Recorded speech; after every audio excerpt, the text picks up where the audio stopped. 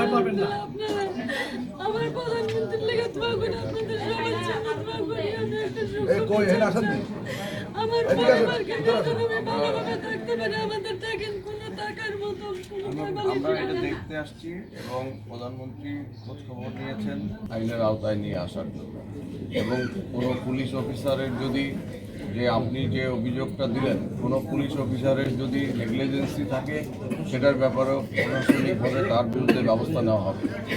আর এখানে আপনাদের এই যে ক্ষয়ক্ষতি হয়েছে এই ক্ষয়ক্ষতি সাময়িকভাবে আপনাদেরকে যাতে বসবাসের জন্য আপনারা এখানে উপযোগী হয়, আপনারা যেন বসবাস করতে পারেন সেই জন্য যত দ্রুত সম্ভব এটা আপনারা কাজ ধরবেন। এবং এই জন্য আর্থিক যে অনুদান সেটা প্রধানমন্ত্রীর তহবিল থেকে প্রধানমন্ত্রীর পক্ষ থেকে আমি আপনাদেরকে দিয়ে দেব।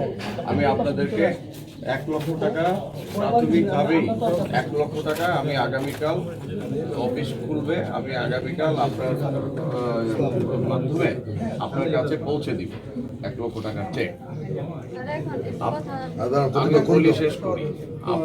আপনি গতকাল আমরা দেখেছি 21 টেলিভিশনে এই বিষয়ে আপনার একটা সাক্ষাৎকার প্রকাশিত হয়েছে। এই বিএনপির কথা আপনি বলেছেন যে বিএনপি সন্ত্রাসীরা টাকা চেয়েছে আপনার কাছে, চাঁদা চেয়েছে। এই বিষয়ে এখানে স্থানীয় এই যে আমাদের এই থানা বিএনপির সভাপতি, এই যুবদলের সভাপতি, তারপরে এই ওয়ার্ড বিএনপির সভাপতি, আমরা সবার সঙ্গে যোগাযোগ করেছি এবং এই বিষয়ের ঘটনা জানার জন্য তাদেরকে আমরা নির্দেশ দিয়েছি এবং তারা গতকাল সারা দিন এবং দুপুরের পর থেকে রাত পর্যন্ত তারা সব খোঁজ খবর নিয়ে দেখেছে যে এখানে বিএনপির কোনো সন্ত্রাসী আপনার কাছে চাঁদা চায় নাই। এটা সম্পূর্ণই আপনাদের পারিবারিক একটা বিষয়। এই জমি নিয়ে আপনাদের সাথে তাদের দীর্ঘদিন কোর্টে মামলা চলমান আছে। আমি শেষ করি। আপনি বিএনপির কথা বলেছেন, কিন্তু এই যাকে আপনি বিএনপি বলেছেন সে বিএনপির প্রাথমিক সদস্যও নাই। এবং কিছুদিন আগে আমরা বিএনপির সদস্য ফর্ম পূরণ করেছি, সদস্য সংগ্রহ করেছি। সেই সদস্য সংগ্রহ কর্মসূচিতেও তাকে সদস্য করা হয় নাই।